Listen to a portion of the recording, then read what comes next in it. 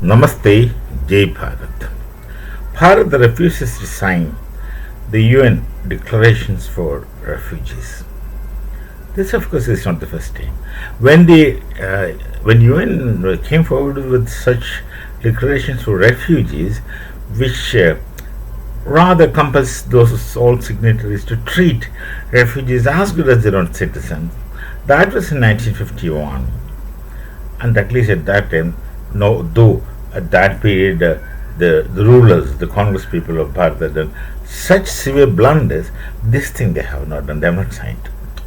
Now, of course, subsequently in 60s, some changes, amendments, etc. came, and again recently that thing came into question, and of course we have not signed then, and of course we shall not sign anymore. Not quite possible, because you see, look at the kind of people who are coming as refugees for whatever kind of reason. Why should there be refugees? It's because of restlessness and violence in their own home states. And who are, if you look at it mostly by and large, who are those people coming? They are people who are coming with either most likely religious people, in the sense those who are moved, those who are forced to move out of not simply to religious reasons, but through ethnic reasons also. There are many such things that where people become refugees. Now, if you broadly look at this thing, you will find vast majority of them belong to one religion, and the religion which is supposed to be a religion of peace. Those who speak of peace, those who claim that that's a religion of peace by name, by default, they claim that that's a religion of peace. They ended up creating much more chaos than anyone else anywhere in the history of mankind. This, if they don't pick up religious differences, I mean not religious, they belong to one religion, but then there are sectarian differences among them.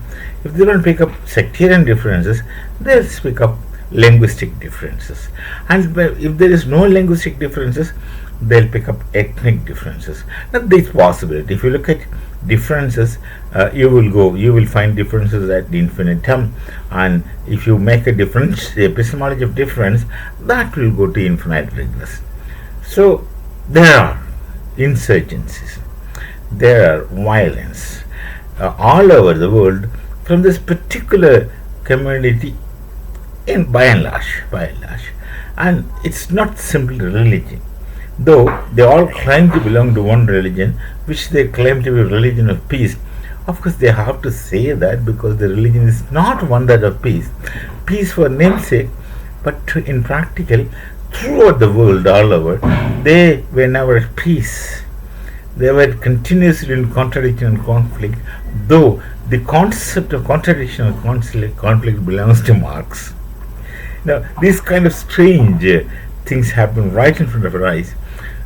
Marx conceived contradiction and conflict as a method of dialectics to go forward in time, which of course is borrowed from Hegel. It's not his original thought, but nonetheless, he had been a Hegelian for a long time during his younger days. And these people who actually make this thing function, contradiction and conflict, and all kinds of trivial aspects, they can easily find differences between anything. That's the problem with the epistemology of differences, which is very negative. The negative is very powerful, and the epistemology of negative will give you opportunity to look for differences. And once you start focusing on differences, then the contradiction and conflict is easy. Of course, then of course you can freely kill one another, and freely kill one another to whatever ends. One may speculate, or one may be doing the duty for a kind of God which he projects from whatever sources. So this is the thing. So if you take only from such backgrounds, refugees come by and large. If you take refugees, then you can't deport them. As per this resolution, you have to give them almost equal rights of your citizen. They must have protection of the law of the land. They must be permitted to buy land. No, then what further is different? They are almost all rights of the citizens. And you look at what happens. This was in 1951. Fortunately, very fortunately, otherwise those days our leaders are very blindly liberal and foolishly humanistic. They they have done such wrong things in the past. We have lost many land because of the short-term policies and short-term thinking, and their inability and incapability of seeing beyond the noses. Lot of problems we have, but nonetheless, in 51, some sensible, I would say some sensible South Indian IAS officers must have been sitting there and told them don't do it. So ultimately they didn't do it, and that's good. And now, of course, there's no question we are going to do it. And our Home Ministers made it very clear that we are not going to sign. That's it. And look at the so-called broad-minded, so-called humanist Europe who welcomed the refugees.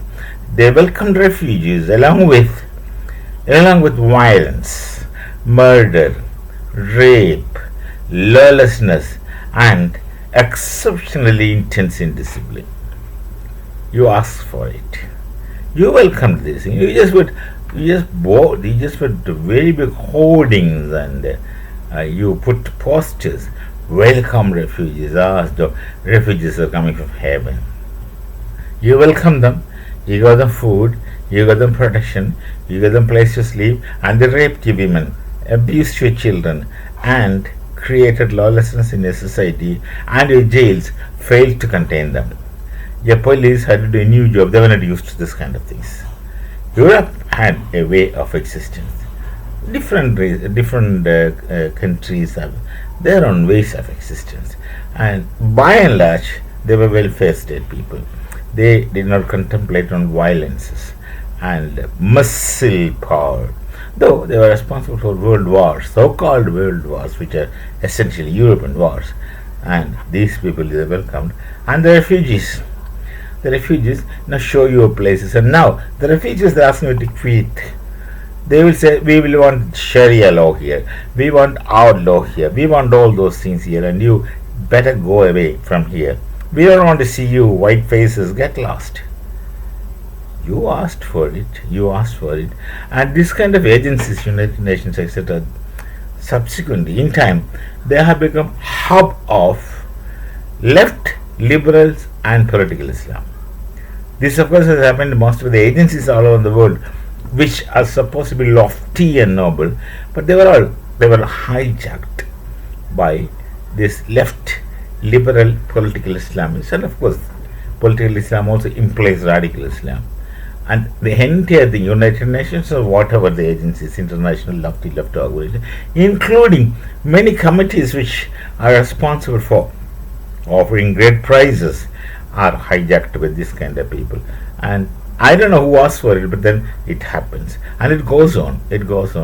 And at the end, a genuine human being who's in for authentic existence, as Sartre would contemplate, who's in for authentic human existence, is nowhere in the picture. Who runs the show? This kind of negative characters were spurious in real sense of the term. We shall meet again with some other thoughts. Till then, Namaste, Jai Bharat, Jai Sri Ram.